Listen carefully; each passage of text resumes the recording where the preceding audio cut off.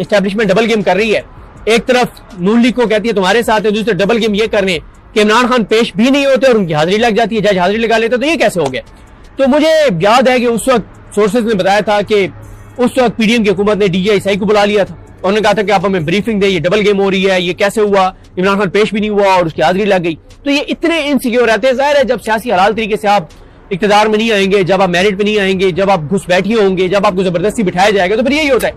तो ये विजिट मियां नवाज शरीफ का बड़ा इंपॉर्टेंट है और कुछ भी हो सकता है, कुछ भी हो सकता है, कुछ भी हो सकता है, क्योंकि यहां तो मियां साहब को बड़ा मरीम नवाज ने ना बड़ा कंट्रोल करके रखा हुआ था। सारा स्टाफ उनका मरीम नवाज को जवाब देता, कौन मियां साहब को मिल सकता है, कौन नहीं मिलेगा, ये फैसला मरीम नवाज ने करना है, किस मुलाकात की तस्वीरें जारी होनी है, ये फैसला मरीम नवाज ने करना है। उनसे मतलब हर चीज मरीम नवाज ने कंट्रोल की हुई थी। तो बहरहाल मियां नवाज शरीफ का ये लंदन जाना, और फिर देखे ना ये कितना अफसोसनाक है कि पिछले 40 साल से इक्तदार में, अभी भी इक्तदार में, अपने इक्तदार में भी इन्होंने अपने टेस्ट के लिए, अपने चेकअप के लिए, छोटी मोटी सर्जरी के लिए या जो भी करने हैं, अगर इलाज के लिए भी जा रहे हैं तो वो इन्होंने लंदन जाना है। मतलब पूरा पाकिस्तान यहाँ सरकारी, मतलब चले पहले तो शहबाज शरीफ तो जो भी दावे करते थे वो एक अलग है, लेकिन मरीम नवाज जो दावे कर रही हैं, जो बार बार में अजमा बुखारी साहब आके बताती है, हिना परवेज भट्ट साहब आके बताती हैं कि जनाब कमाल कर दिया मरीम नवाज ने, 77 साल पाकिस्तानी तारीख में अस्पतालों में वो चीजें नहीं हुई जो मरीम नवाज ने कर छोड़ी है। तो कोई एक जगह तो कोई एक ऐसा वार्ड तो तैयार करवा लेती जहां उनके वालिद साहब जाके और अपना चेकअप करवा सकते, तो नहीं है ना। अगर आप इलाज अपना कराने के लिए लंदन जा रहे हैं दोबारा चेकअप के लिए, इसमें क्या आप नहीं पंजाब के अस्पतालों को 40 साल में भी आप बेहतर नहीं कर सके, अब भी आप नहीं कर सके। तो बहरहाल जी मियां नवाज शरीफ का ये विजिट लंदन का बहुत इंपॉर्टेंट है और ये भी हो सकता है कि मियां नवाज शरीफ लंदन जाएं और मियां नवाज शरीफ सियासी तौर पर रिटायरमेंट का ऐलान कर दें, और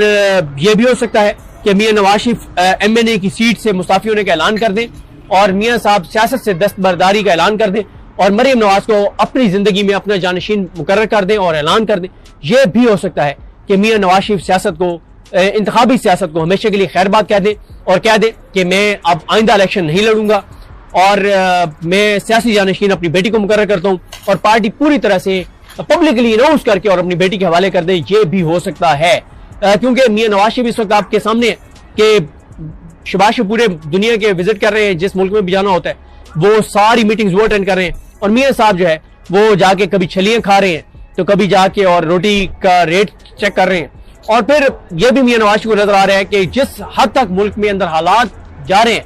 जो लावा पक रहा है, खुदा ना खासे ये फट सकता है, खुदा ना खासे ये फट सकता है और यहाँ पे बांग्लादेश जैसे हालात हो सकते हैं।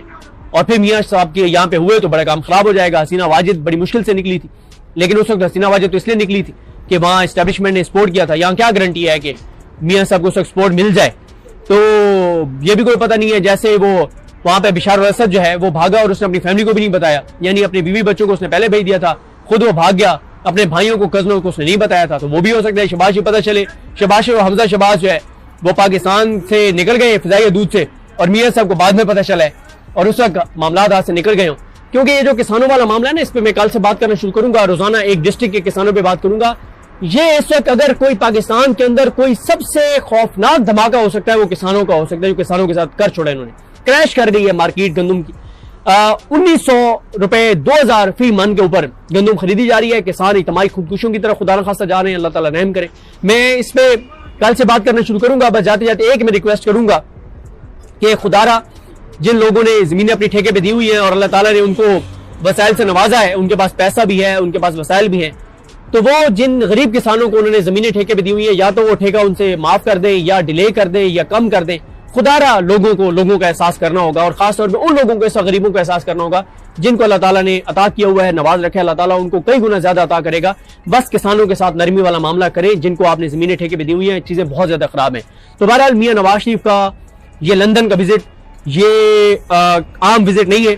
और ये जरूर है कि मियां साहब को इजाजत बड़ी मुश्किल से मिलेगी एस्टेब्लिशमेंट से, उनको बड़ी गारंटियां देके जाना पड़ेगा। एस्टेब्लिशमेंट डबल गेम कर रही है।